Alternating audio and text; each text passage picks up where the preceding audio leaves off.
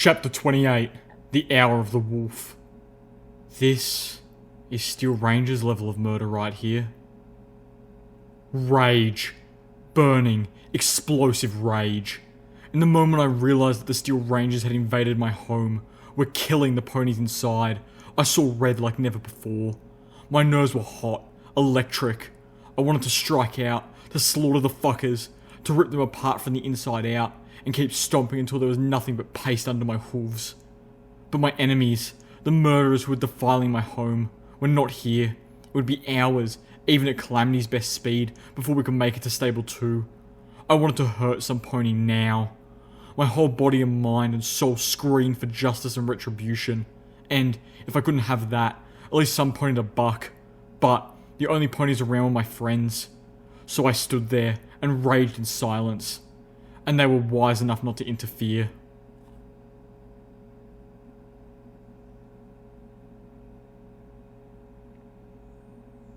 Do you think I wanted this? Steelhoof snapped, pacing through the interior of the Sky Bandit. Stable 2 was home to Applejack's family. If anyone in the Apple family still lives, they live in there. I ain't saying you wanted this, Calamity shot back. And I ain't saying you didn't do your darn best to stop it. I'm just saying your best weren't good enough. The rose-coloured Pegasus was pouring on the speed, despite being at the point of exhaustion. And now it's my turn. Zenith watched the argument, for once not being the focus of the shouting. She turned to Velvet Remedy, eyes large. This is your home? You and the little one? Why do the Steel Rangers attack it? Velvet Remedy shook her head. Each blink sent fresh tears down her charcoal cheeks. The wind whipped at her colour-streaked white mane. Resources. Nothing more. All I see is a functional stable. In the very least, the water talisman is priceless. The apple orchard nearly so. She closed her eyes, shuddering with a sob. At most, they want it as a base. My rage was beginning to ebb, the fire and fury unable to maintain itself without a direction to strike. I could feel numbness, sorrow and horror lurking behind it, ready to overwhelm me once the inferno of anger burnt itself out. You can't just prance in and start killing rangers, Steelhoof stomped. I don't see why not. Far as I can see, they're nothing more than a gang of high-tech raiders preying on the innocent. Calamity kicked at his battle saddle, changing the ammo. Ponies like that need to die, and I ain't to kill them. It's my policy. Steelhoof turned to Velvet Remedy. You talk to him. And say what? Velvet's voice was hard as steel. Steelhoof grunted. That it's suicide, for a start. He looked at us. Do you ponies really think you could take on a few squads worth of knights and paladins in magical armour? The ghoul's words hit home. The size of this was too much. Who knew how many Steel Rangers were down there, each with weapons and armour and combat experience far in excess of our own? How was I going to save Stable 2? How could I fight that? I began to remember each and every pony I'd grown up with. My teachers, my peers, each pony at my first and only slumber party. I felt myself being crushed under the weight of this responsibility. I couldn't breathe. You're gonna be surprised just what we can do. The armour-encased ghoul rounds on the Pegasus. I'm on your side here. Are you? I asked, finally breaking my silence. The others all turned a collective gaze on Steelhooves. The Steel Ranger, the eternally obedient soldier buck, had been backed into a corner, forced to choose between his loyalty to us and his oath to them. If that was all it was, then I knew we would lose. But I'd seen into his head, into his memories. Steelhooves' oath wasn't to the Ministry of Wartime Technology. It was to her, Applejack. And when it had come to defending her, there had never been a moral he couldn't consider sacred enough to let it stand in his way. If that still held true, then we stood a chance. Steelhooves didn't answer. That was not a good sign. But such a decision was hard enough without being further forced. I didn't dare push him. I needed him. I needed all of them. Well, that's just perfect, Calamity groused. Can you at least promise not to shoot us in the back when you do make up your mind? I wanted to tell the Pegasus to shut up. I knew Calamity had a right to say that. And, right now, he was the one going beyond the pale just to get us there. But, if I had any chance of not letting Stable 2 down, not letting every pony I'd ever known die, I needed my friends to pull together. We needed to be strong. Instead, I was drowning.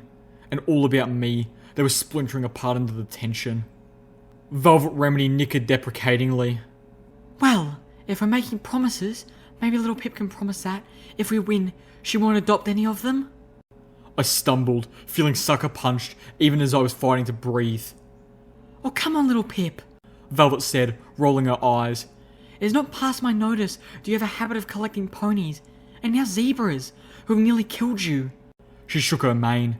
I'll admit, I sometimes wonder if there isn't a part of you doing that to get back at me. What? What the hell?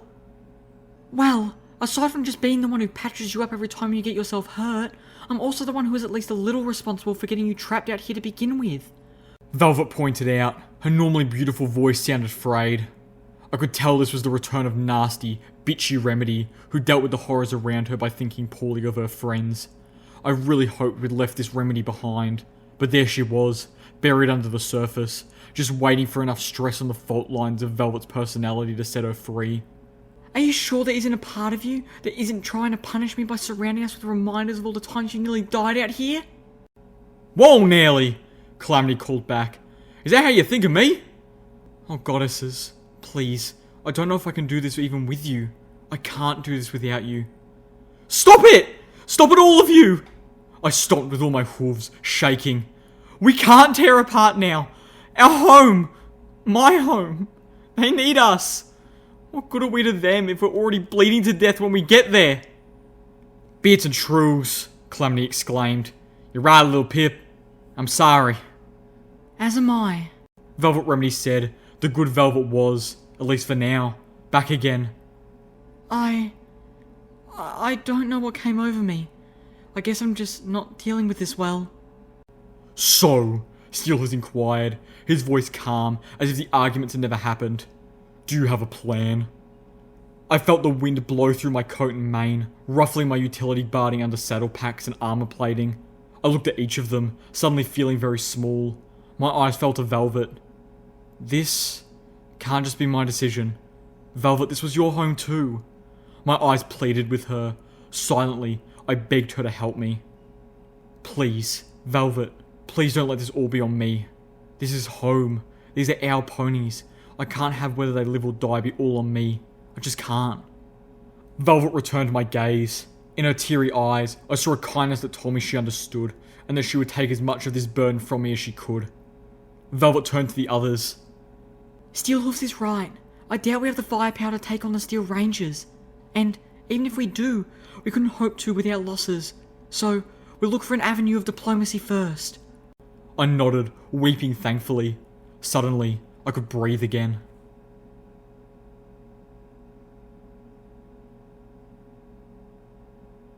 There was an odd orange glow on the horizon, like an angry dawn was approaching.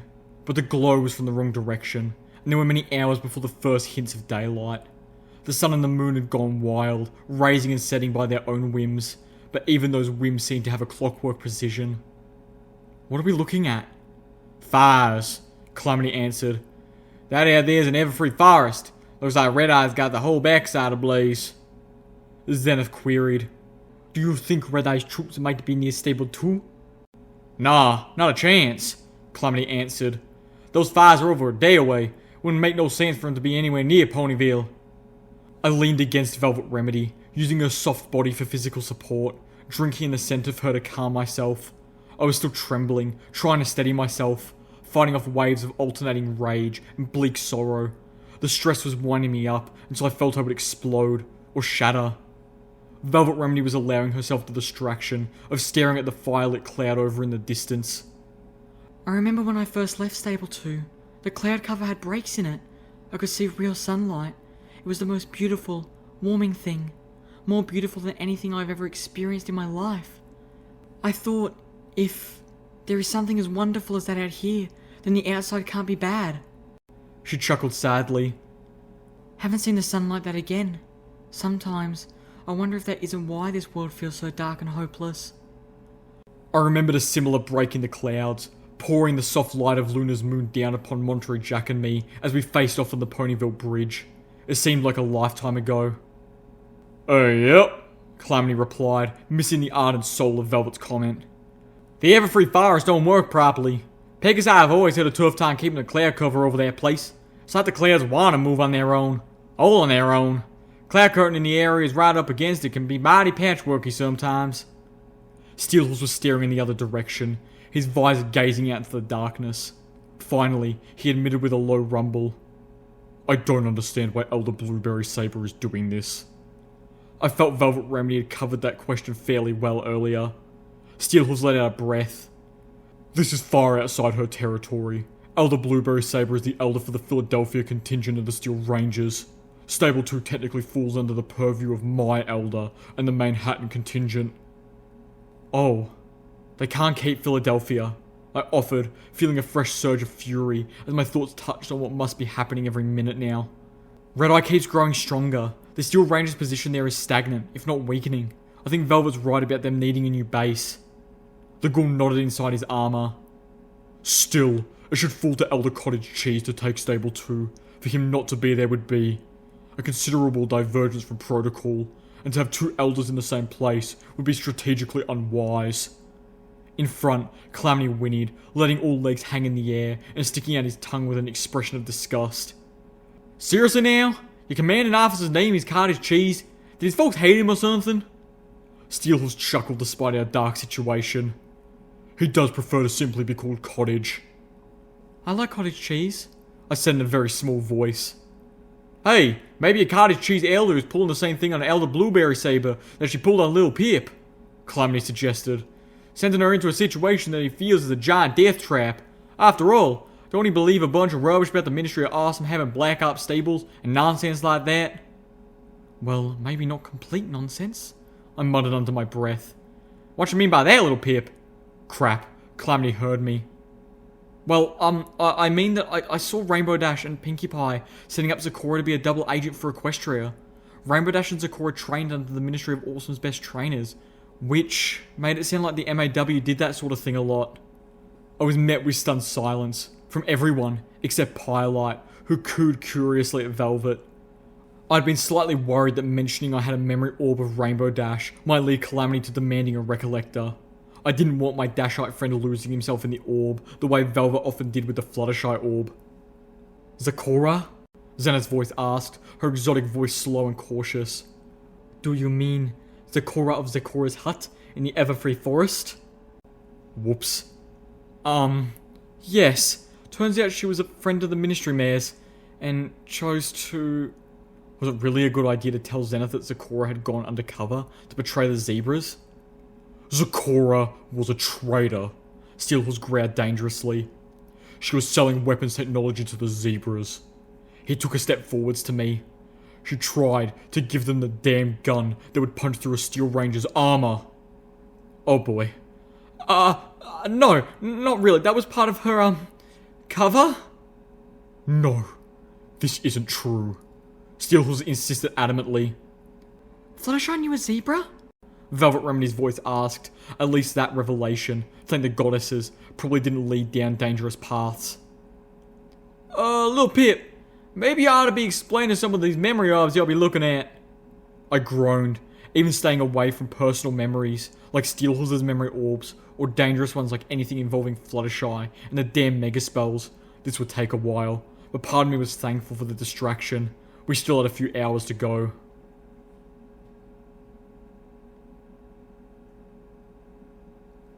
Burning hoof means what? That's what she said. I was still as overwhelmed by that as when I lived it. I'm still wrapping my mind around Fluttershy hitting on Applejack. Velvet chuckled with amusement. Even if it was for a good cause. Her eyes twinkled as she looked at me. I hung my head. I had some torment coming my way after the barn door slip up. I suddenly felt sure Velvet Remedy was drawing a whole new level of inspiration from the yellow Pegasus. As if to confirm my suspicions, Zenith leaned close and intoned, "You're doomed." Steelhooves had remained abnormally silent, even for the taciturn ghoul, ever since I explained that first memory. At first, I thought that the revelation about Zecora had affected him, or perhaps the confirmation of his theories about the Ministry of Awesome. With time, I grew to suspect that neither was the case. Rather, I suspected that while we were distracting ourselves from the conflict that awaited us at Stable 2, Steelhooves was plunged deep into his own internal turmoil, and was working through it as best he could before the moment of choice arrived. In a way, he was stronger than we were, or at least, than I was. The sound of rapid-fire pops floated up to us on the wind. We were approaching Ponyville. Sweet Apple Acres was still a good bit away, but in the stillness of the wasteland, the night air carried the sounds of battle great distances. Velvet Remedy whinnied. That's a lot of gunfire. Grenade machine guns, Steelhooves noted. Like mine, several of them. I felt myself trembling as my imagination insisted on conjuring images of what might be happening. They wouldn't be using that sort of weaponry inside the stable, would they? And if not, what were they doing? Suddenly, I pictured all the ponies of Stable 2 marched out to the nearest field of poisoned apple trees, lined up, and fired upon with grenades just for the cruel pleasure of seeing their bodies torn violently apart. I let out a low moan, tears in my eyes. I tried to banish the image. Surely, even these monsters wouldn't be so vicious, so cruel. These were Steelhooves' brethren, not raiders. Right? Monsters. Velvet Remedy hissed next to me.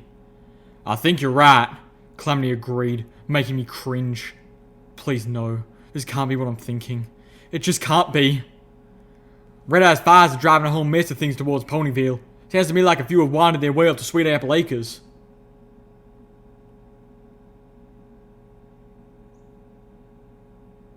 It was the deepest part of the night. There was a name for it that I couldn't remember. The mystical black hour where all is darkest and you can't sleep. When the weight of all your sorrows and bad decisions come weighing on you most heavily. And when the monsters scratch just outside your door. Velvet got up and started rummaging through the supplies we had stored in the back of the Sky Bandit. All those things we were keeping for trade or had intended to stash back at Junction R7, but didn't want to burden our saddlebags with. Including every weapon Calamity had been able to strip from the pony's stern had brought with her to attack my friends at the Philadelphia Tower. I began to reload my weapons. My choices were limited. Little Macintosh was powerful enough to possibly punch through a Steel Ranger's armor, if I could hit a weak spot. And I had a single clip of armor-piercing bullets for my sniper rifle. Only my Zebra rifle had sufficient armor-piercing rounds, thanks to both the convoy Calamity and I had looted outside of Philadelphia, and some additional ammo he had liberated from Stern slavers. I floated the Zebra rifle in front of me. Looking at it, my rage was beginning to boil again, pushing away the numbing pain. For once tonight, I put up a wall against it, trying to remain at least partially rational, not let this overwhelm me. Did I really want to use the Zebra rifle against the Steel Rangers? On one hoof, they were my enemies, and they deserved what they were going to get, and the rifle was the best weapon I had for putting a mess of them down. But the Zebra rifle's enchantment. The bullets would do more than just punch through the armor. I'd seen what happens to a pony who is set on fire inside a suit of armor, and the memory still horrified me. Was I really ready to go spike on these ponies?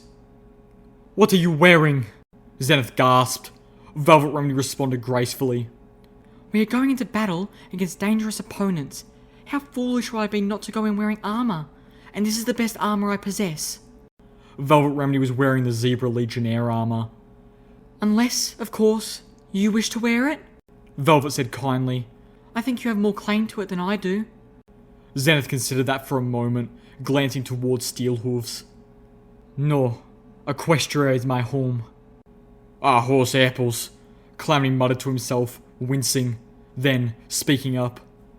Velvet, Lil Pip, I've got a request, and feel free to say no. I know I was asking a lot, I have no right to ask. He paused a moment, then pushed forward. But if we're gearing up for a big fight, then I've got some stuff stashed not far from here that may help. Only about 15 minutes to our flight, I promise. But that's 15 minutes for them Rangers to be killing your kin. I was already feeling each second drop away with the blood. 15 minutes more, when we'd already taken so long. I couldn't bear the thought. No, I said firmly. We can't give them a minute more, much less 15. I took a deep breath. But, if you think it will help, then drop us off at the stable door and go. You can meet us back. No, Velvet interrupted. Splitting up is a bad idea. I don't want Calamity wandering the stable alone trying to find us. We're all going together. She was right. My suggestion was a bad one. Calamity, go ahead, She continued. We've taken hours to get here. If 15 minutes more is going to make that much difference, we've already lost. I know you wouldn't even bring this up if you didn't really think it would help. And Anything that helps us get through this alive is worth 15 minutes. Calamity extended his wings, changing course. Sweet Apple Acres was now looming into view, the rolling hills of feeble trees bearing poisoned fruit, the old barn still standing, surprisingly intact. You won't be able to use the barn until next spring. I suddenly imagined that Apple Bloom had torn the original barn down while they excavated for Stable 2, then rebuilt it afterwards. When Stable Tech builds something, they build it to last. I could see sparkling lights in the air, like part of the night sky had descended through the clouds and landed in the middle of the farm. A swarm of evil stars. The pinpoint lights of muzzle flashes danced across the ground all around it. Zenith drew a sharp breath. No! What is it? The zebra's eyes were wide with horror. Starspawn! What the Steel Rangers thought was a horror out of zebra legends. A creature from beyond the moon, unleashed upon the world eons ago as a gift from the stars. The creature was massive and completely invisible save for the surging, living constellations of light that seemed to float around and inside of it. I brought up my eyes forward sparkle, but while the compass burst with lights for the ponies on the ground, most of which were a hostile red, my pit bar couldn't lock onto the entity they were fighting at all. As far as it was concerned, there was nothing there. Gunfire from the embattled Steel Rangers poured into thin air, and the starry air attacked back, crushing them or sending them flying. Rockets exploded, bathing parts of the creatures in fire long enough to get glimpses of its shape. I felt only mildly reassured that its structure seemed at least vaguely pony-like, with a head, body, and 4 legs. An eldritch horror blasted across the cloud-shrouded heavens. It sounded like the cosmos screaming in rage. My first instinct was to try to help. I wanted to run to their aid. It actually took a moment for me to remember that the ponies down there were our enemies. But not all of them. At least according to my EFS. And wasn't that enough? We've got to help them, Steelhooves insisted, voicing my thoughts. You wanted diplomacy. This would be the first step. You cannot hope to fight the Starspawn, Zenith gasped. What manner of fool are you? All you can hope to do is run and hide. Have you met us? Steelhooves asked, and with those words, I knew he had made his choice. Detour abandoned, Calamity winged towards the barn and flew us into the storm.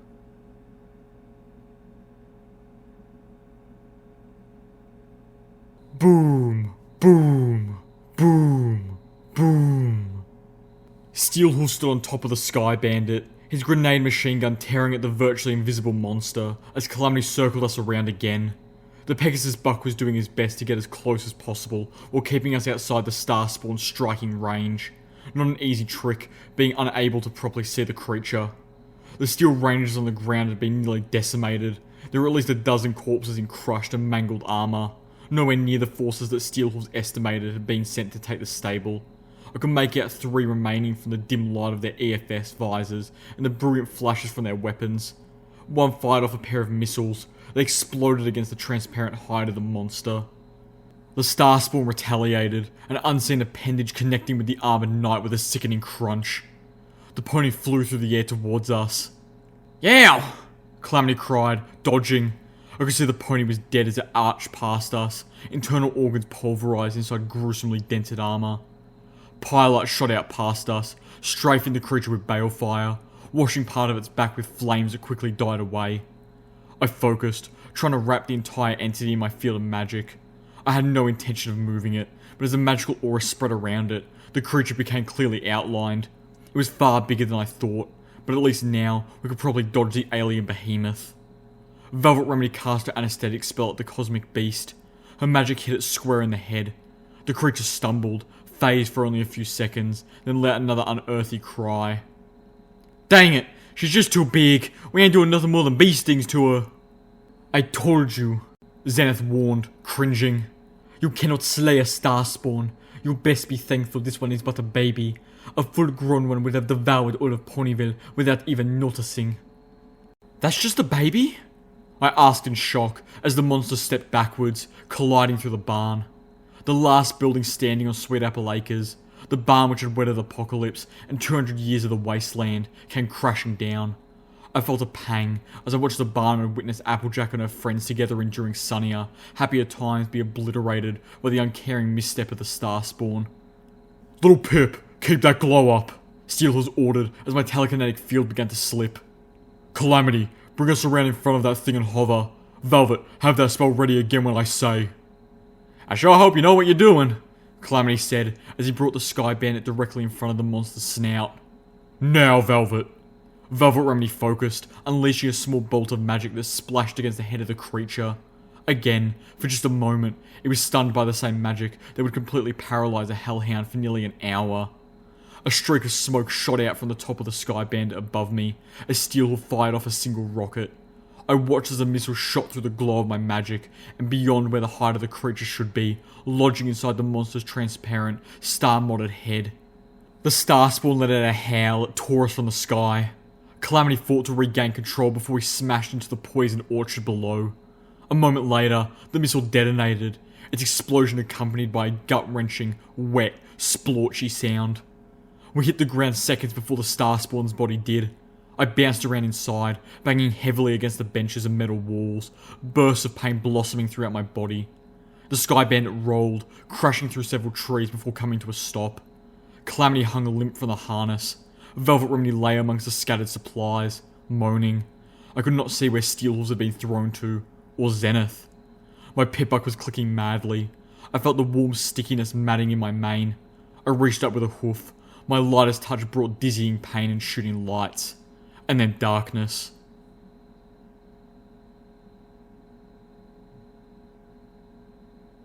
The bright spotlight from Steelhooves' helmet found me. Zenith trotted beside him, looking annoyingly unhurt. She had, I would learn, jumped out a window as we crashed, landing in a controlled roll that left her unmangled save for her mane. Is every pony okay? I asked weakly. Never better, Steelhoof said. The way my pitbuck was clicking, he may have been telling the truth. You flew through a tree, Zenith countered. Your back should be broken. Hard to keep down a Cangelot ghoul, Steelhooves replied. I got the feeling he enjoyed the way she gasped in near horror, stepping quickly away from him. That's us, I smiled weakly. Full of surprises. I looked at Steelhooves. How did you kill the Starspawn? That was amazing. I'd seen an Ursa once before, back in the war, Steelhooves replied. From your outline, looked like the monsters they turned into weren't too physically different, just a bit nastier and a lot harder to see. So I fired where an Ursa's eye socket ought to have been and hoped for the best. Calamity had come to with a weary groan, finding himself hanging upside down in the Sky Bandit's harness. He waved his legs, as if hoping to flip the entire passenger wagon back over. It wasn't going to work. Here, let me help, I called out, and magically unhooked the harness. Calamity fell onto his back with a thump. Ugh! Velvet Remedy hobbled out of the passenger wagon, dragging our medical supplies with her. I realised that we had probably scattered our belongings across 100 yards of irradiated cropland, but that would be a task for morning. First, we had to get through the night. At least I hadn't lost my weapons. Every pony and zebra, gather around, Velvet said politely, dropping her saddlebags to the ground. Your medical pony is going to patch you all up before we proceed further, while simultaneously managing to not take it as a bad omen that she's having to heal your wounds before you even get inside the stable door. Hold up right there, ponies, a voice ordered from the darkness.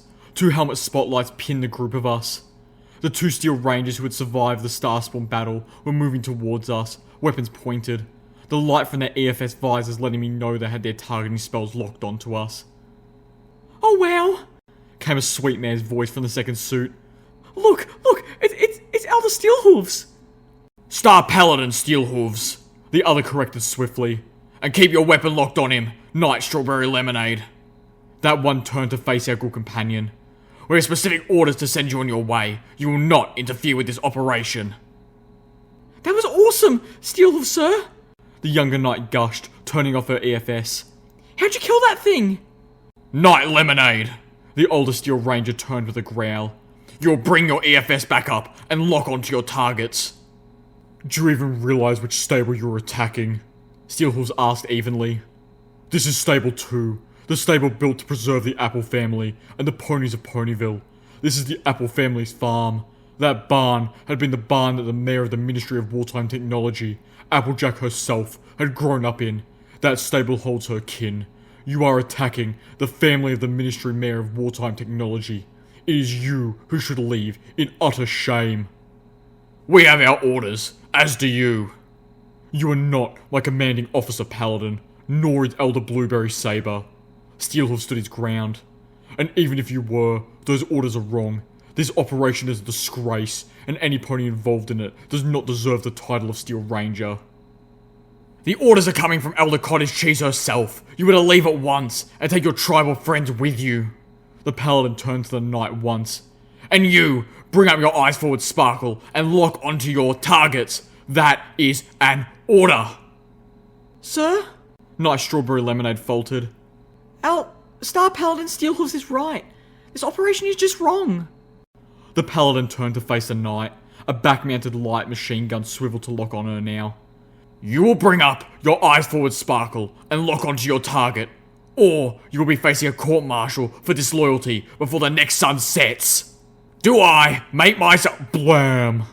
The paladin fell, twin bullet holes forming black zeros on his armored helmet. Knight Strawberry Lemonade backed up in shock. The rest of us turned to Calamity. What? I gave Diplomacy a chance. He obviously wasn't about to join the good guys.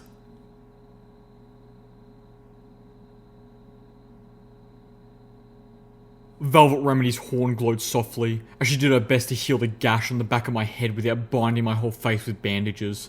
Fortunately, she said it looked and felt far worse than it actually was.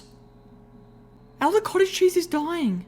Nice Strawberry Lemonade said, feeling Steelhoofs in as best as she could. I mean, I know he's been dying like forever, but just this last month, not even the medical bed seems to be helping anymore. He's focused on taking Stable 29 before he dies. That's where he is now, with Star Paladin Crossroads. He invited Elder Blueberry Saber to lead the acquisition of Stable 2, along with Star Paladin Nova Rage. Of course he did, Steelhoofs commented. Star Paladin Crossroads would push for me to become an elder. She has the same sentiments that I do. Cottage must have known there was no way Cross would agree to be taking Stable 2. He stomped. Star Paladin Nova Rage, on the other hoof, is an MWT traditionalist, just like Elder Blueberry Saber. Calamity wiggled his left wing. It had suffered injury in the crash, and now Velvet had mummified it in bandages. Reckon this Cartage fella wants the Crusader in Stable 29? Live forever inside a machine? But that's insane, I asserted. The Crusader can take an imprint, a copy of a pony's mind, but it's not like the pony actually becomes part of the machine. Cottage Cheese would still be just as dead as when he died. Unless, Velvet Remedy suggested, he thought he could actually put himself into it, mind and soul. It took me a moment to realise what she was thinking. A soul jar. Blackwing's Talon Group had been hunting for information on the Black Book for some pony. Now, I suspected I knew who. If a soul jar could be made out of anything, why not a Crusader? I suddenly imagined the Elder, who had ordered the attack on my home, living forever in an indestructible computer. There was no way I could let that happen. He didn't get eternal life as a reward for this murder. Steelhoofs continued to speak to Night Strawberry Lemonade.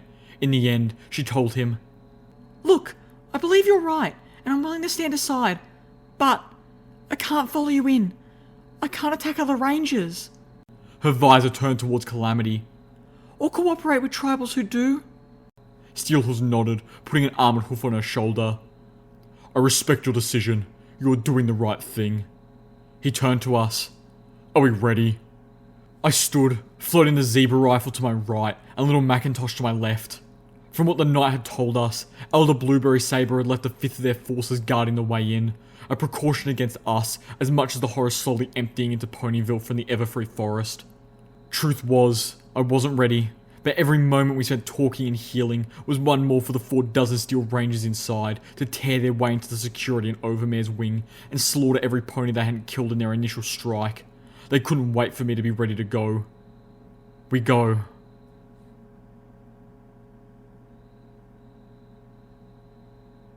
Calamity brought up the rear. His sharpshooting would be critical should we be flanked. I kept glancing back at him, watching his reactions as we passed through the tunnel beyond the apple cellar. It was not like the sanitized little tour he had seen in the Stable-Tech headquarters. This is Velvet Remedy's home, he muttered. Lil Pip's home. I'm pretty sure he didn't know I could hear him. Before the Pinkie Pie statuette, I probably wouldn't have been able to. I gotta be strong for him, not go crazy. I can't just charge in and kill every armor bitch I see. I need to be strong. Need to watch out for him. Need to protect him. Oh, I can do this. The skeletons which littered the floor had been crushed and broken, trampled by an army of metal hooves. I felt a twisted sickness welling up within the reservoir of rage that was filling my head. No pony knew who they were, but they deserved better than this. I felt part of my anger turn in on myself. Why had I not returned to bury them? They died at the door of my stable. But then, the equestrian wasteland was filled with skeletons. I hadn't treated any of the others any better. Not even the skeletons of Apple Bloom or Pinkie Pie. But at least I hadn't defiled them. I hadn't smashed them under hoof without even caring. The door to Stable 2 was wide open. Velvet Remedy and Steelhorse were our diplomats, so they were in the lead. I wanted our Steel Ranger to have a shot at wooing any other Rangers before we had to shoot, so Velvet was the first to step back into the place that had once been our home. She stopped with a painful gasp. I galloped over to meet her. The entrance room was as grey as the maintenance areas of Stable 2 had always been, but now there was a cacophony of colour splashed all over it. The pretty colours of pastel-coated ponies lay in pools and sprays of darkening crimson. The overmare had sent half a dozen ponies to greet whomever was coming in. Only 2 of them, stable security guards, were armed. The others had come bearing only hopes of friendship. Scattered near the open muzzle of a magenta-coated young mare was a bouquet of flowers, a welcoming gift. The white flower petals were stained red, and the Steel Rangers had gunned them down. The pony in my head stood teetering on the edge of a great, dark spiral, a bath covered with bones that led forever downward into blackness. The currents of my rage pulled her towards it, a tidal force of crimson pouring into the abyss. I pulled her back, and my rage shattered. The horror and sorrow and hurt that had been building just behind flooded in. I collapsed to my knees, sobbing openly. "That's it," I heard Calamity say. He sounded so very far away. "Fuck diplomacy. Any pony who was part of this, who even stood by and watched, is a dead pony." I realised I had recognised the yellow-coated mare who lay disemboweled in the corner, but I couldn't remember when I had met her, or what her name was, and that made it so much worse. Why couldn't I remember her name? She deserved to have her name remembered. She deserved to be alive. Velvet Remedy, her own face wet with tears, trotted up and wrapped her forelegs about me, pulling me into an embrace as I heaved and sputtered and wept wretchedly against her armour and coat. "Little Pip has been strong long enough," I heard her say. "This is my home too. I'll take it from here."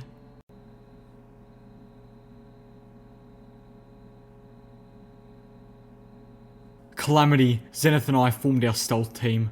As soon as I could quiet myself and move again, Velvet Remedy sent the 3 of us ahead. We were no longer looking to negotiate unless they offered the white flag first.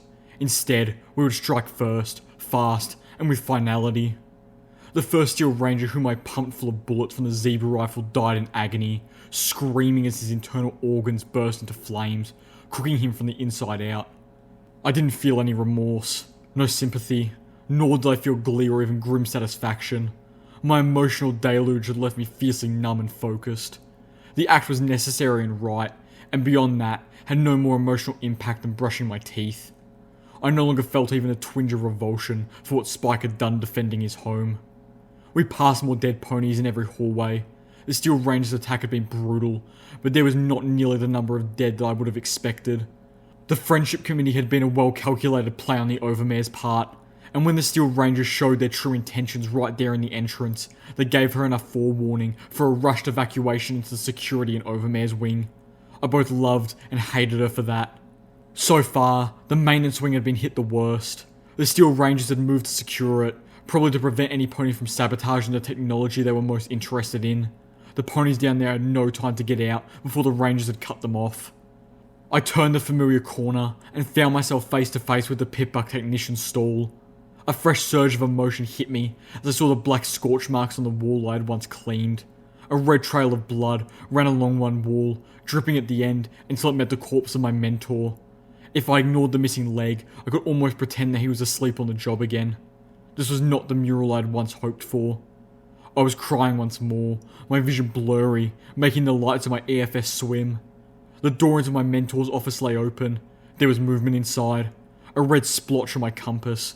I waved the others back and stepped to creep forward. The Steel Ranger never saw me coming. I floated a little Macintosh up right behind her head, just to the left of the fins.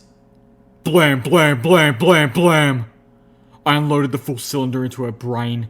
She was probably dead after the first, but I didn't care. I turned to walk out and froze as I spotted my mentor's hammock. There was an empty Sparkle Cola bottle and a maintenance book. TLC squared. Tender loving care for totally lost causes. Laying on the floor beneath it. I remembered how my mentor would skim that book while talking in a direction vaguely connected to where I was sitting in rampant attention. Shedding tears of painful nostalgia, I floated the book into one of my saddlebags. I heard the distinct sound of Calamity's battle saddle. A moment later, Zenith and Calamity dove into the pitbuck technician's stall. The outside hallway erupted in flame. Little Macintosh ain't stealthy, little Pip. Zenith pulled a jar out of the small saddlebag she'd been using to carry her herbs and mixtures. She tossed it to the floor, where it shattered, spreading a licorice-scented goop. The zebra clopped her forehooves in the goop, then her hind hooves. The rush of flames down the hallway stopped. A moment later, a grenade bounced into the room. I grabbed it with a telekinetic shroud and floated it back out the way it came. I heard a shout of alarm just before the explosion. Damn it, I hate unicorns, the Steel Ranger said, letting us know he had survived largely unscathed. I turned to Calamity and... where was Zenith? I looked around, then up. She was crawling along the ceiling, the goop on her hooves providing a magical adhesion, similar to the spell that the slavers on the train had used against us weeks ago. She crept up to the doorway of the stall and peeked out, looking both ways before slipping back and mouthing, "Tool."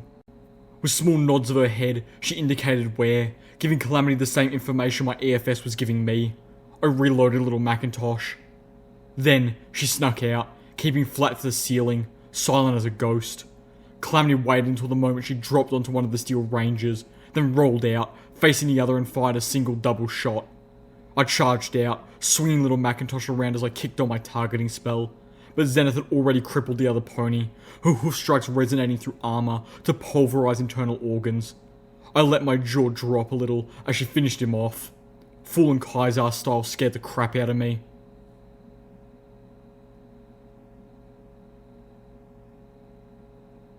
As we swept further into maintenance, we started seeing glowing piles of green residue or pink ash. All that remained of ponies killed with magical energy weapons, scattered amongst the massacred ponies of Stable 2. Calamity found that disturbing. My EFS told me there were 4 Steel Rangers around the next corner, near the door to the generator room. I relayed this to the others. I'll take care of him, Calamity said, starting to move forward, but I put a hoof on his shoulder and shook my head. Calamity frowned. He didn't want to back off, but he did so anyway. The Pegasus and the Zebra held position as I galloped silently back to where Remedy and Steelhooves were waiting. A moment later, Steelhooves trotted past Zenith and Calamity and rounded the corner. His missile rack was open, his weapons primed. I am Star Paladin Steelhooves. I am declaring an end of this travesty of an operation.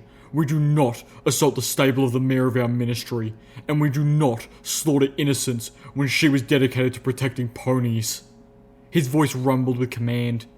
You have 2 options.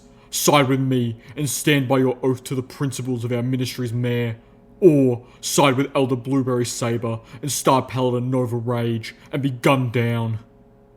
Then you admit you're a traitor, one of them called back. You stand down and submit to arrest. Wrong answer. Steelers fired everything he had into the hallway, which was torn apart in a blaze of light, heat and shrapnel. I don't think I'm going to be able to wear this armor anymore, he said, stepping back around to where we were waiting, his armor smoking and peppered with red-hot shrapnel. Which is a problem, since I cannot take it off. Honestly, Calamity said with a grin, you ain't never looked finer.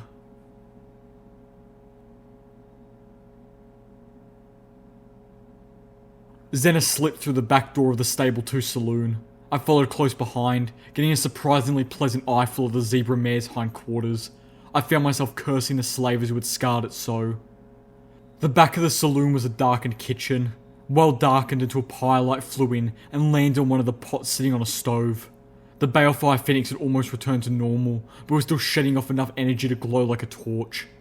Mr. and Miss Sparkle Cider were dumped in a far corner, their bodies bleeding into each other.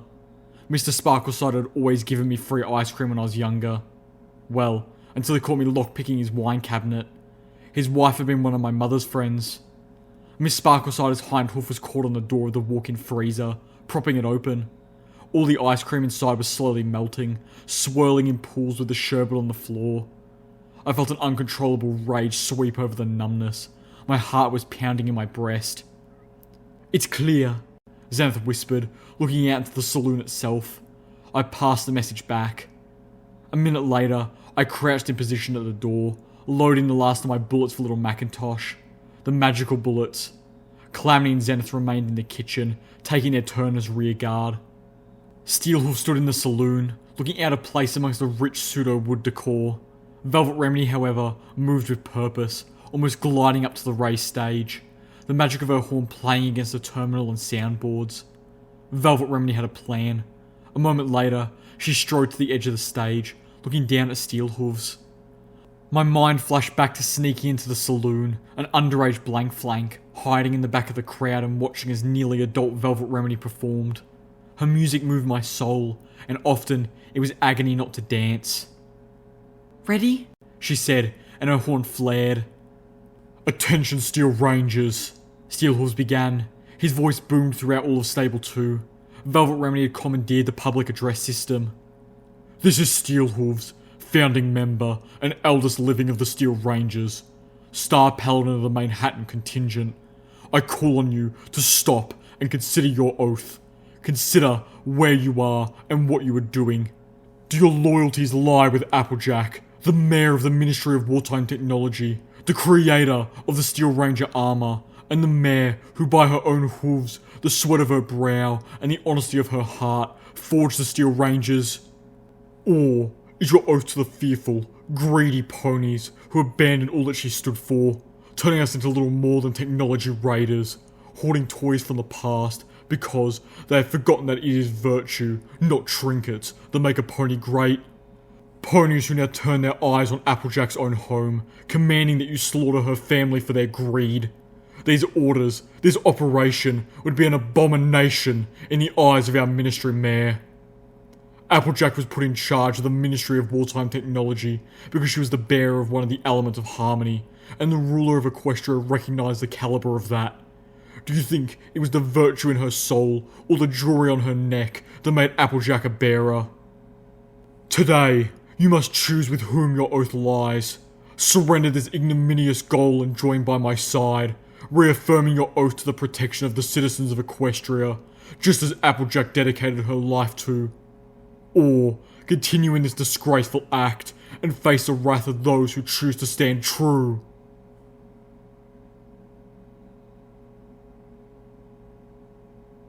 The glow around Velvet Remedy's horn faded. Steelhooves looked up at her. "Well, how was that?" She smiled brightly in response. 3 Steel Rangers charged into the saloon, battle saddles filling the room with flames and machine gun fire. Steelhooves fell in the first volley. I stared at the Steel Ranger, collapsed in a spreading pool of the ichor that ghouls called blood. I slid into Sats and fired the last of little Macintosh's rounds into them, felling one and crippling the second. I dropped Applejack's gun and swung about the zebra rifle as 3 more poured in. Behind me, I could hear the explosive blast of Spitfire's thunder as Calamity decapitated the first Steel Ranger to try and get in through the back. One of the 5 remaining Steel Rangers fired a pair of missiles up at Velvet Remedy.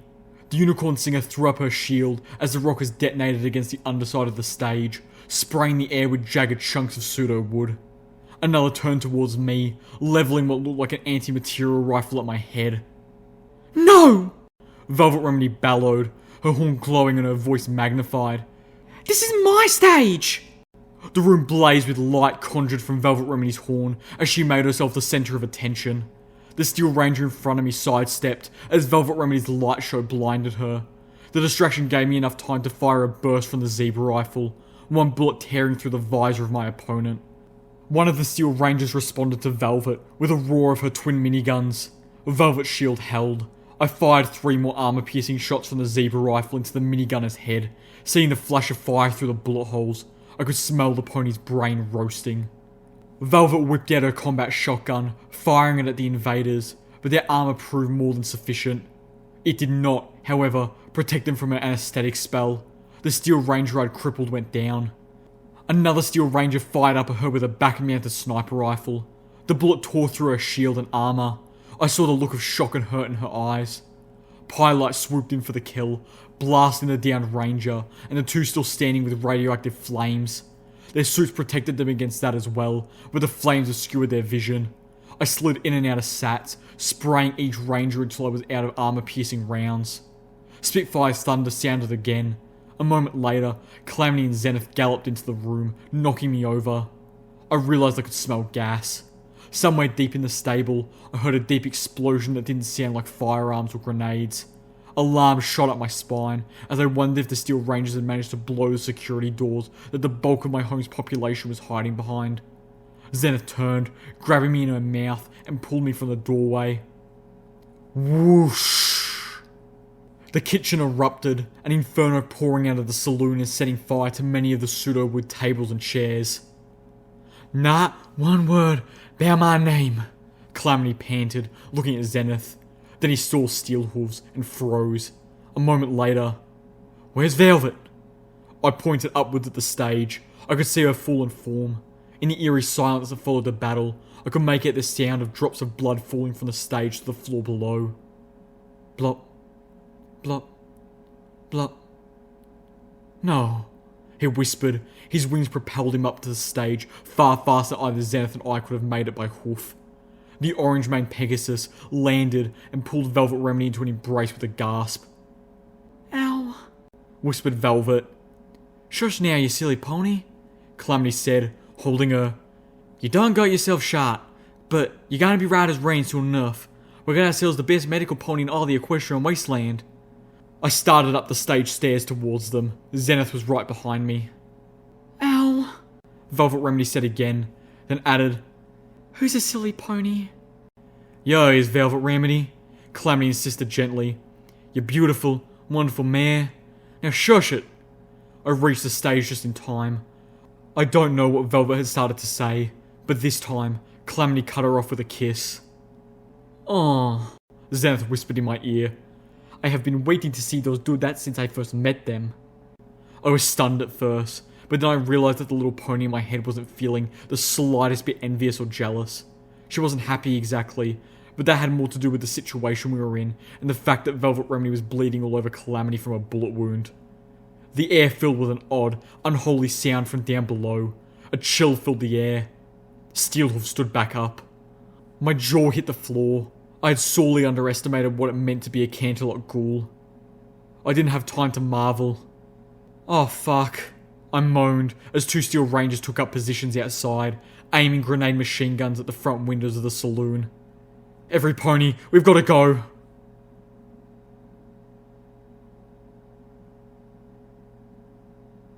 The Steel Ranger mare stepped through the door on the far end of the bathroom and opened up with a grenade machine gun of her own, blowing up the stalls and toilets between me and her. Heat washed over me, searing my lungs. Shrapnel cut at my armor and flesh, leaving me bleeding from dozens of small wounds.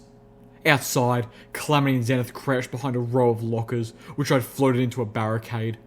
We were getting close to the school where I'd taken my cutie mark aptitude test, and the place was swarming with Steel Rangers. I was out of ammo for Little Macintosh, and was actually beginning to fear for the Zebra rifle. We'd been lucky taking them on one or two at a time, the element of surprise on our side. But now, they were alert and moving against us in force. Only the narrow hallways prevented us from being surrounded or utterly overwhelmed. A missile flew over the lockers, exploding against the wall behind Zenith and Calamity. The explosion blew them both hard into the barricade. Calamity rose up, dazed and bleeding. Zenith didn't get up at all. Steelhooves! Velvet! I cried out. We need your help! The two of them were guarding our rear, Velvet considerably worse for wear, even after downing both of our remaining extra strength restoration potions. She needed to stay out of the heavy fighting, but we couldn't spare her entirely. The further we got into the stable, the more ways to flank us opened up. Another thunderous explosion sounded from somewhere deep in the stable, followed by more. Water sprayed from all the destroyed toilets. The Steel Ranger's hoofsteps splashed as she approached closer. Give it up, little Pip. Crap. Surrender now, and Elder Blueberry Saber might just spare you and most of your friends. You won't get that offer from Nova Rage. Yeah, that was going to happen. I don't suppose I could talk you into surrendering to us? I called back. Is mass murder really the Earth Pony way? Fuck you, She retorted and opened up with another large barrage of grenades. I wrapped all the debris around me in telekinetics and pulled them together, creating a shield.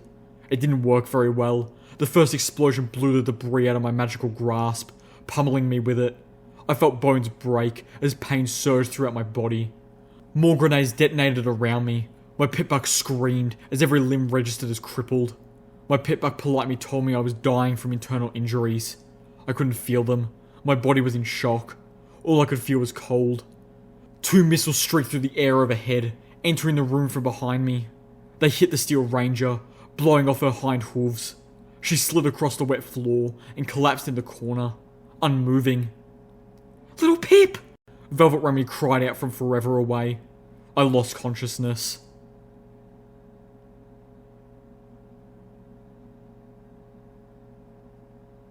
My eyes blinked open. I couldn't feel my body, but somehow I was still alive. My AFS was reading my condition as bad, but stable. I was looking up. I could see the lights of Stable 2 overhead, heard their ever-present buzz. Oh, where am I? Really, little Pip? Velvet Remedy chided kindly. With your habits of gross injury, you can't tell me you don't recognize Stable 2's clinic. Calamity? Zenith? Velvet Remedy's face leaned into view. The good news is that all 3 of you are going to survive reclaiming this floor. The bad news is I've used up all our medical supplies and an unhealthy portion of the stables to save you. She glanced away. A few of Zenith's brews too. Elder Blueberry Saber had pulled most of her ponies back into the apple orchard. Steelhoof said, "She's worried now, and with good cause." She's worried? They nearly killed us, and we were nowhere near the security in Overmare's wing yet. I didn't understand why they weren't just swarming us and wiping us out. I said as much. "Because there are less of them, and possibly more of us," Steelhoof said bluntly. "About a fifth of the rangers she was leading didn't take too well to what was going on down here. Star Paladin and Nova Rage killed one of them for disloyalty, and Elder Blueberry Saber locked away the rest of the deserters behind a welded door." Explain why diplomacy hadn't been working. All the ponies that diplomacy might have worked with, the Elder had locked up. They're trapped in the school. Velvet interrupted. Steelhoof has been speaking with them. If we can get them out, we'll have nearly a dozen Steel Rangers on our side. Unfortunately, we're having a bit of trouble doing that, but Elder Blueberry Saber doesn't know that. As far as she knows, the moment we took this section, we got a whole lot stronger. I tried to get up, only to realise that not only could I not feel pain, I couldn't feel anything. Velvet Remedy had used her anesthetic spell on me. I tried to get up again, fervently sending the signals from my brain to a body I couldn't sense that ought to make it move.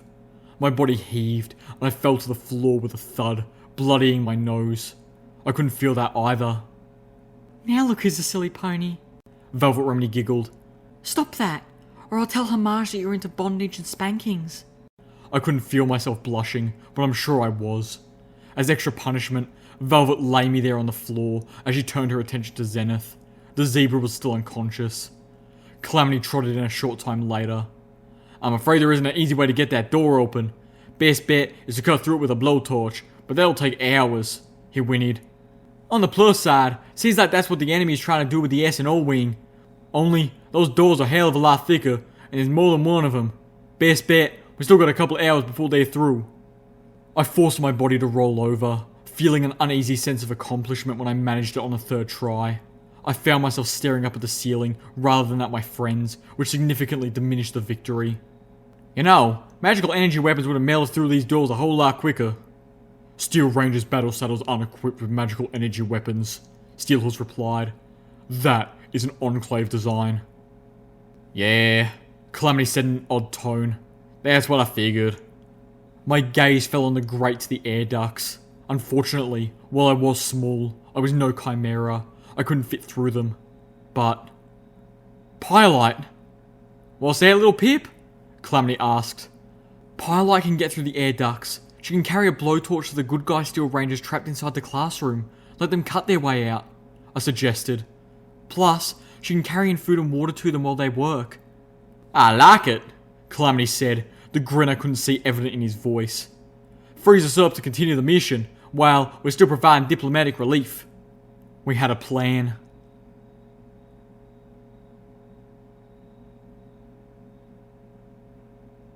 So did Elder Blueberry Saber. While we were busy, the bitch had welded shut every entrance into the atrium, except for the passage to the apple orchard. The orchard was a huge, open space, with only thin trees for nearly useless cover. She could amass her forces inside, creating a kill zone, while a few of her soldiers worked on cutting through the security doors. The best plan I could come up with was to float more lockers in front of us, forming a wedge 2 lockers deep and 2 lockers high. Steelhooves and Calamity were going to join me. Velvet had clearly taken far better care of us than of herself, unwilling to use up more than the minimal medical supplies on herself that we might have, and did, need later. She was still partially crippled from the gunshot wound, and I insisted that she stay behind as liaison with Pyrelight. Zenith promised Calamity that she would stand guard over our wounded medical pony. To claim that I was in good shape would have been an outright lie, but the pain I was in when the spell wore off was not the worst I'd felt. Definitely better than being set on fire by a dragon, or bucked between the thighs by a scarily strong raider. I could work through it. My legs, fore and hind, all seemed to work, if stiffly, and I could breathe without too much effort and feel my heart beat. Plus, I had my magic and my pip-buck. I was not in optimal fighting shape, but I really didn't need more, and there were ponies counting on me. I'd already seen too many ponies whom I recognised laying dead on the stable floor. I wouldn't allow Elder Blueberry Saber or Star Paladin Nova Rage to add to that number. Steelhooves trotted up behind me as I floated the lockers in formation. A moment later, another Steel Ranger trotted up. Only, it wasn't a Steel Ranger. It was Calamity, wearing a Steel Ranger's armour from the neck back. His black Desperado hat was still firmly on his orange mane, and he held Spitfire's thunder in his mouth. "What are you doing wearing that armour?" Steelhooves demanded. Calamity just gave him a look. "Okay, then how do you expect to fight in that? Magically powered armour requires months of training to perform, even adequately in." "Waff, miff." Calamity mouthed through his grip on the unique anti-machine rifle. I shook my head, sending a prayer up to Luna for our coming battle, and a prayer to Celestia to keep Zenith and Velvet Remedy safe. I telekinetically triggered the door.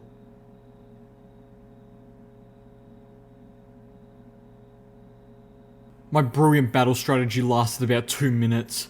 Like with the debris before, my magic couldn't hold the lockers against the explosive force of their missiles and grenades. I was forced to plant our barricade in the ground, creating a makeshift pillbox about 20 yards into the orchard. The Steel Rangers quickly surrounded us, firing into the lockers, slowly tearing away at our shielding. Our line of sight was limited to small cracks between the lockers, purposely not large enough to allow a grenade. Even so, I'd focus my magic on flinging all grenades back at our attackers until they stopped trying that. The gaps were too small for Steelhooves to fire through. Calamity was using Spitfire's thunder to great effect, downing a Steel Ranger every time one was foolish enough to make her or himself visible. The noise was deafening in our metal cage. My ears were ringing so badly I felt I would vomit, but I stayed on task. But the Pegasus was down to less than half a dozen rounds of the rare ammo, even after having pilfered some from the battle saddle of the anti-machine rifle ranger in the saloon, and the twin minigun battle saddle integrated into his armour couldn't be aimed through the tiny cracks. The Zebra rifle was out of armour-piercing bullets, and the normal sword didn't have the penetrating power to take down a Steel Ranger.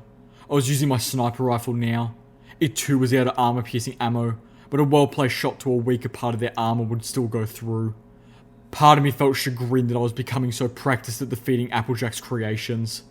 Calamity and I kept firing. "Son of a..." Calamity mouthed as he fired a final shot. He motioned to me that he was out of ammo. My hope had been that we could take out enough of them to make moving again an option. From all the red lights on my eyes forward sparkle, we had done admirably, but we were still doomed. I had walked us into a trap with yet another stupid plan, and this time I'd probably gotten us all killed. I wasn't ready to give up just yet. It was just about time to rush and gallop. Steelhooves and Calamity still had their battle saddles, and for the first time, the one pony not in any danger of running out of ammo was our ghoul. Finally, being willing to scavenge ammo helped immensely. I focused, floating the lockers, and hurled them in all the directions, aiming at the red marks on my EFS compass. There wasn't a lot of force behind the throw, but I released them just before they hit, and suddenly they went from flying weightless lockers to flying damn heavy lockers. A chorus of thuds rang out as several Steel Rangers were clobbered and trapped underneath.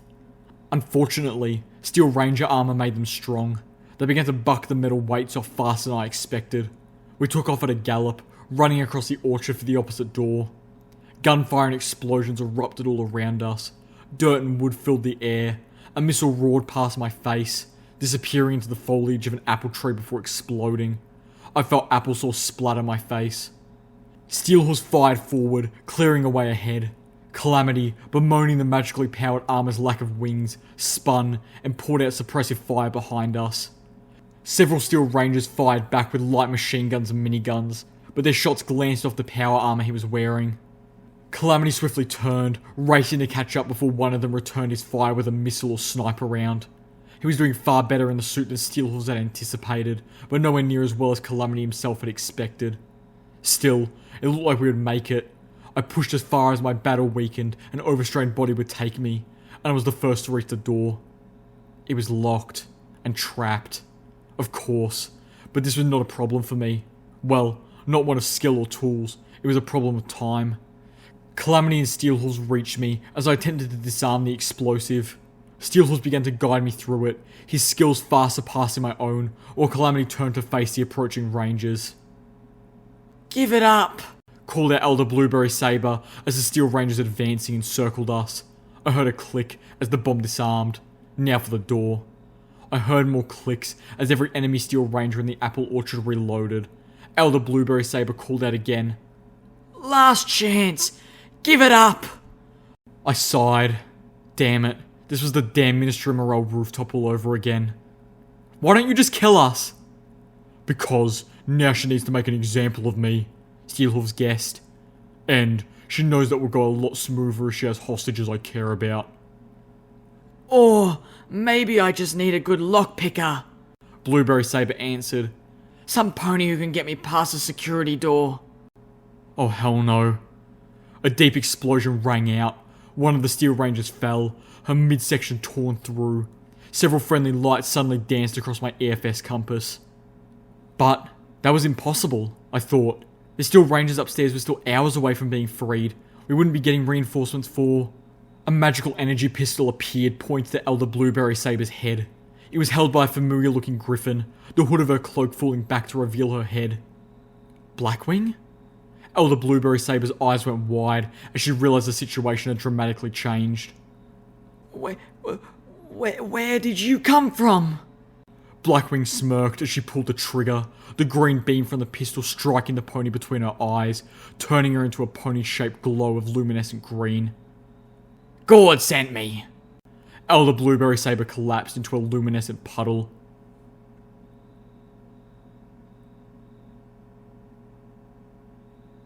The battle had changed. Arcs of magical energy from the small group of griffins were exchanged with the artillery fire of the Steel Rangers. Calamity and Steelhorse warded into the fight while I struggled to unlock the door with my telekinesis. The door unlocked with a satisfying click and slid open.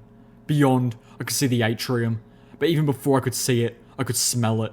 The clouring stench of burnt pony hair and the reek of spilled blood pooling and drying in the gallons smashed into me like a speeding wall.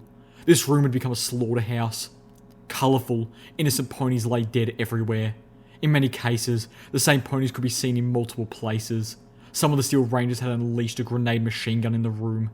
I stepped into the atrium, over a pink leg blown off at the knee.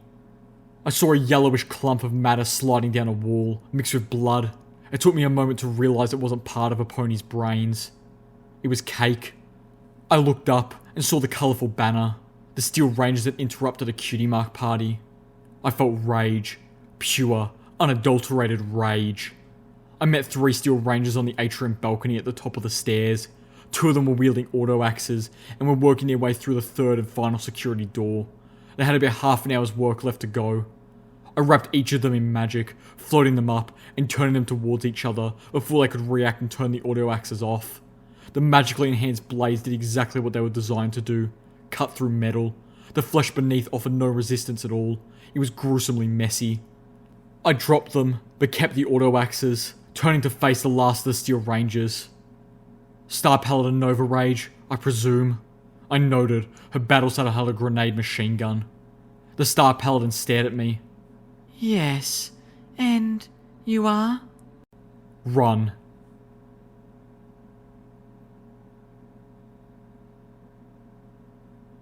The adrenaline had once again left my body, and I hurt. Physically and emotionally, it was literally all I could do to stand up. I'd exercised my rage, but that only left despair and a deep sadness. The hour was long over, the blackest hour, whose name I couldn't remember, where the darkness of the world is echoed most heavily by the darkness in the soul. But I was still trapped there. Blackwing joined me as I waited for Velvet Remedy and Zenith. The Overmare had surely been watching everything through the stable's friendly pie observation system, but she had not yet opened the door. Gordon knows you've flown to our aid with our contract, content to negotiate compensation after the fact. The Griffin explained. When we heard the distress signal, she decided to give you the benefit of the doubt and asked if my talents would be willing to help. I'm thankful you said yes, I replied with a grim smile. My gaze kept drifting up to the gaily coloured Happy Cute Senora banner. Calamity trotted about, flexing his wings, thankful to be out of the Steel Ranger armour. I do not envy Steel Hooves. He looked up. How the hell did you appear right next to the Elder like that? Stealth book? Zenith trotted up the steps to the atrium balcony. She stopped abruptly upon seeing Blackwing. Velvet Remedy collided with her backside and stumbled with a moan. She was crying again. Calamity flew to her, wrapping her in one of his wings as she moved onto the balcony. My girls have to make do with stealth bucks, yes, but Where did you get that cloak? Zenith interrupted. Blackwing gave the zebra a tolerant smirk. Yes, I was saying, zebra stealth cloak. She fixed me with a serious look. You have more friends than I thought, kid. We barely made it past New Appaloosa when this Pegasus girl and her kid flagged us down. Turns out they'd heard the distress signal too and wanted to pitch in. Practically gave us enough stealth bucks to get in while all you ponies were busy with the Star Spawn and wage a war of our own. Not to mention the cloak, which, I would note, I insisted on paying her for. I looked over the railing at the other griffins in Blackwing's talons. The deep explosions I had heard before were now obviously from Butcher's little Gilda. I think she wanted to come in herself, but, well, she has a kid. A frown passed over Blackwing's beak. Whom I'm really hoping she adopted, because if not, ew. Sorry we couldn't get to you sooner. Butcher called up to us. Managed to get ourselves trapped in the generator room for the longest time. But then, you ponies came along and not only take out the guards sealing us in, but most of the door too. I was standing in an abattoir that had once been my home, and yet I found myself laughing. It was not a good laugh. It was a hurting, horrified, emotionally wrung out laugh. The laugh of a pony that can't scream or cry. I forced myself to stop as the security door slid open. The Overmare stood there, gazing at us. Behind her was a throng of terrified ponies. Is it safe? One of them asked. I found I couldn't find my voice. I was petrified. Yep, Calamity answered for us. Ruled out the last of them. The ones in the school are good ponies who just got wrapped up in something really horribly bad. They'll be leaving soon with us. The auto axes were making cutting through the welded door a much quicker task. Thank you, the Overmare said to all of us. Then, she shooed the other ponies back inside. They did not need to see any more of what had become of the atrium. Little Pip, Velvet Remedy, would you please come in? The Overmare motioned for us to enter the formerly sealed wing. Calamity slid his wing from Velvet and poked her towards the Overmare with his nose. She moved slowly, but with ladylike grace. I followed, feeling clumsy and small and horrible.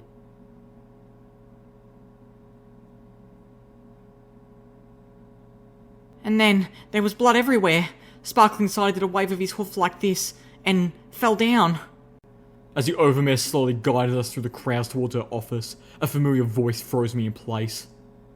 Mother? I looked up, and there she was, standing in a small clique of friends, notably absent Miss Sparkle Cider. She turned and looked at me with vaguely scandalised expression. Is that little Pip? She asked one of her friends. The other man answered in the affirmative. I don't even recognise her, Mother said, not with awe or maliciousness, but as a casual statement of truth. I felt all the life drained from me as she looked me over. My blood had turned to ice water. My stomach knotted up, then sank to the lowest part of my body it could find. The world seemed to stretch away from me. She turned away from me, delving back into her conversation, my presence barely augmenting her tale. I was traumatized. I mean, I'm going to have nightmares of this forever. I'm going to need therapy. And, as horrible as this sounds, my first thought was, Dad will never come out of this apron. Because he was wearing that lovely yellow one with the... I spotted the glow from her horn, so very soft, and the bottle floating nearby, surrounded in the same light. She was drunk. Of course she was drunk. That's how she had always protected herself from whatever crisis she thought she was going through, and this has been a real one. Still, she was alive. Alive and exactly the same. I was right here. Again. Mum? Suddenly, Velvet Remedy was between us, and her hoof was striking my mother across the face so hard it knocked her down. I stared.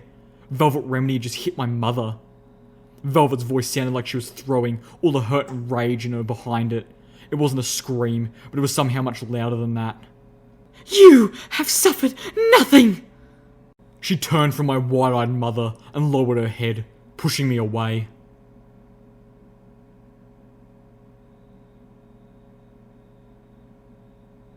There are no thanks which are enough for your bravery and heroism. The Overmare told us, thanking us yet again for coming to Stable 2's rescue. And, little Pip, I owe you such an apology. You're always welcome here. This is your home. I looked up at the Overmare, then down at my body. I was caked in blood, maybe half of it mine. No. No? The Overmare asked. I have no place here. Not anymore. I looked up at Velvet Remedy, who was laying on a couch in the Overmare's office across from me. I've been outside for 5 weeks, and look at me. As much as I try, I'm not the same pony I was when I left, and I never can be. The wasteland has changed me, bloodied me, maybe even poisoned me like it has everything else outside. I can't come back. I can't bring that poison here. I think it's already gotten in. The Overmare said sadly. I nodded. I know, but these ponies are good ponies. Innocent ponies. They need to treasure that, and hold it as long as they can. You need to wash away the blood, clean away the bodies, try to make Stable 2 right again. Tonight will be enough of the nightmare already. The Overman nodded. Then, is there anything I can do for you in return for all you've done for us?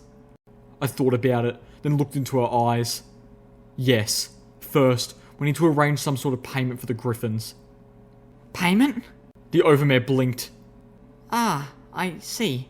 They are mercenaries. Mercenaries who came to Stable 2's aid without contract or promise of payment. Velvet Remedy swiftly added. Because they trust us to do right by them in return. Then, I will not sully your reputation, Velvet darling. The Overmare turned to me. And there was something else? Yes, I want access to the Overmare records. That she did balk at. I want to look at the population records, nothing more.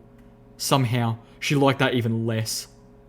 I do as well, Velvet Remedy said, getting up and moving to my side. I was still conflicted, wanting to simultaneously hug her and buck her for striking my mother. You know, The Overmare said slowly, addressing Velvet. when I gave you Sweetie Belle's possessions to look through, it was with the hopes that her rich history as a musician would persuade you to accept your career. I hadn't expected you to use the opportunity to find a way to escape. She frowned. CMC3 BFF. Clearly, I needed to give the recordings of a previous Overmare a much closer inspection before allowing them into any pony else's hooves. Velvet Remedy shook her head. You have to have known. I may have suspected, but I thought you would make the better choice. I did make the better choice, Velvet Remedy said firmly.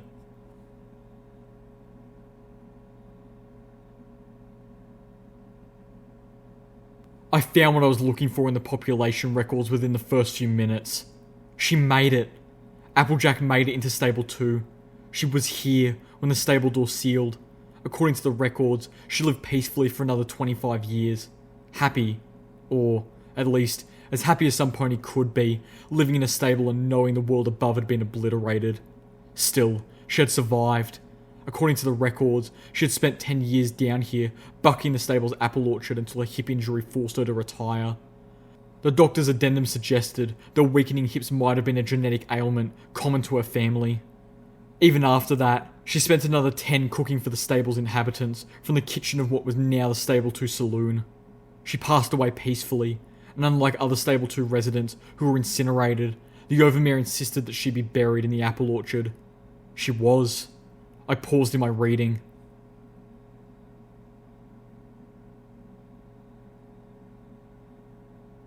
I walked into Pallet's stall. The always messy, paint-splotched artist of Stable 2 had survived the slaughter and was already diving into a new project. The Steel Ranger stood very still in front of her, obediently at attention, as she painted over the symbol of magical sparks and gears with 3 candy red apples. Steelhooves plodded up to me. "I am no longer fit to wear Steel Ranger's armor, but I can't take it off," he said as I took in his new look. Like the Ranger being painted, he too had the Steel Ranger symbol painted over with the likeness of Applejack's cutie mark. The red paint continued from there, accenting the ridges and edges of all the rest of his armor. So, I thought this would be appropriate. I was a little surprised he didn't go with orange, but I could see sticking with the cutie mark's colour. "They're all doing it?" I asked, looking at the Steel Ranger being painted, and then at the line down the hall. "Every pony who has decided to return to the true meaning of the oath. That is, the oath of Applejack would have wanted." He whinnied. "We won't be able to call ourselves Steel Rangers anymore. I won't be able to." He grumped. "That's going to take some getting used to." "What will you call yourselves then?" I suggested. "Applejack's Rangers?" I'm hardly worthy of that. But, maybe. We will see. For now, we're simply outcasts." He looked away, his metal-shaped tail swinging. "I have to go for just a little bit. I'm taking the others up to Stable 29. I've been in contact with Star Paladin Crossroads, and she immediately joined the cause. She's already planning to make Stable 29 into some place we can operate out of. All it needs is a functioning water talisman. But there's another problem." "Elder Cottage cheese?" "As Calamity would say, yup." Steelhooves nickered. "Looks like you were right about him. Cross says he sent a squad of Steel Rangers to the Canterlot Ruins to retrieve that black book for him. But they haven't returned yet. If we can get to Stable 29 before they do." "You have a ride." "Do you really think Calamity can haul 10 more outcasts all the way to Fetlock?" "It is a passenger wagon," I commented. "Besides, have you met us?" Steelhooves laughed. "Alright, but after you drop us off, you need to head on to Ten Pony Tower. No more delays. I'll catch up to you all later, I promise." I nodded solemnly. I was going to hold him to that. I started to walk away, and then remembered what had caused me to seek him out. "Steelhooves, we need to talk. Somewhere private."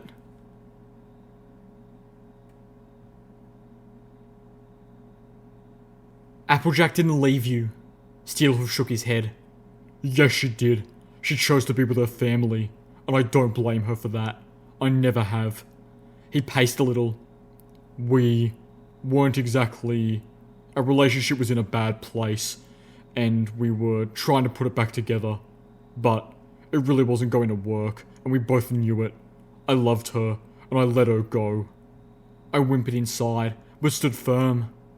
"No apple snack," I said, using his real name. "She loved you. She tried to come back to you, but the Overmare wouldn't let her." He stopped pacing and looked at me. "Wouldn't let her?" "She helped her family into the stable, and the Overmare closed the door.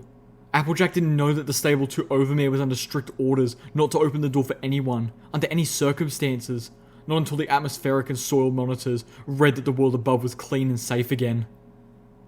"It's been 200 years. "I know. Stable-Tech grossly miscalculated how long it would take.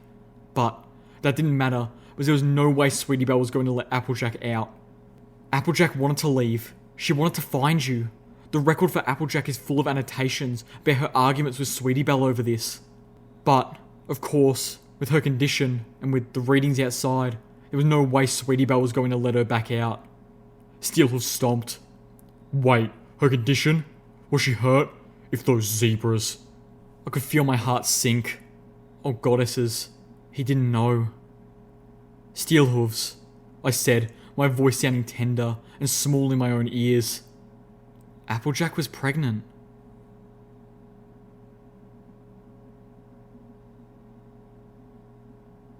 I swear.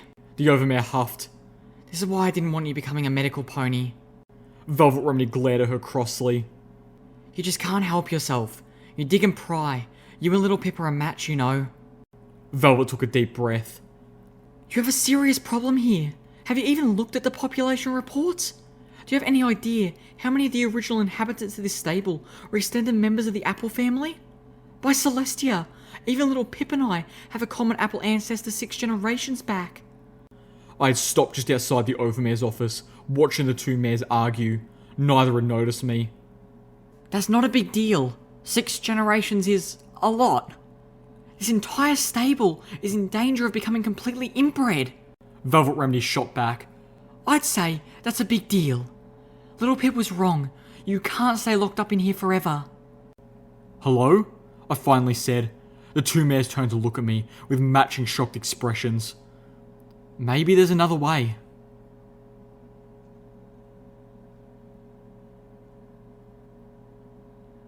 One last detour. It was a small one, 15 minutes tops. We'd be back to pick up the Steel Ranger, outcasts, and ferry them back to Fetlock before they knew it. And then, it was on to Ten Pony Tower. I needed homage. I needed to just fall to pieces in her embrace. I found one. Velvet Remedy read the words, scrawled in fold-like letters on the side of the metal monster, rusting in front of us. It was a cannon, and it had probably been rusting here for years even before the war. The goddesses only knew what I had been doing in this secluded portion of Sweet Apple Acres. The trees here grew close. The cannon would only have been visible to a Pegasus, flying almost directly overhead. And it certainly didn't seem pointed in any place strategic. Small patches of the old metal muzzle were still polished enough to reflect the orange light of the rising sun. The base was partially sunken into the ground, among several large rocks, making the weapon cant strangely. Nearby was a crumbling picnic table. There were a few planks of wood nailed to a dead tree behind me. How would this have helped? Zenith asked Calamity.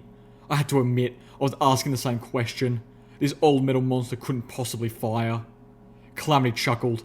Not the cannon. He trotted around the pile of large stones that the base was partially leaning against. He tapped his hoof on one, then another. This one. A rock? I asked. The Rock of Destiny, our Pegasus friend said, grinning cryptically. I was tired, physically and mentally exhausted. I couldn't keep up. Destiny is a rock? Even Velvet Remedy was looking confused. Calamity sighed. Hollowed out rock, he explained. This rock has been used by every Dashite since the first Pegasus was hunted down by the Enclave and branded for leaving. It's enchanted to only open for some pony who doesn't know the proper passphrase. He looked down at the apparently special rock. Every Dashite has put something in here, some token of the life they left behind. How did the Pegasus enchant a rock? Velvet Remedy asked. Calamity shrugged. Well, I assume some pony else did it for her. Or perhaps a zebra helped, Zenith offered. Calamity took a deep breath, tapped at the rock again with his hoof, and said loudly, Cutie marks don't matter. Footnote, level up. Skill note, firearms have reached 100%. New perk, Zebra Augmented Pony. You have allowed your body to be permanently enhanced through Zebra Alchemy. You gain plus 10 to your poison, fire, and radiation resistance, and plus 3 to your damage threshold. Note, Zebra Augmented Pony and Cybernetic Implant perk Cyber Pony are mutually exclusive.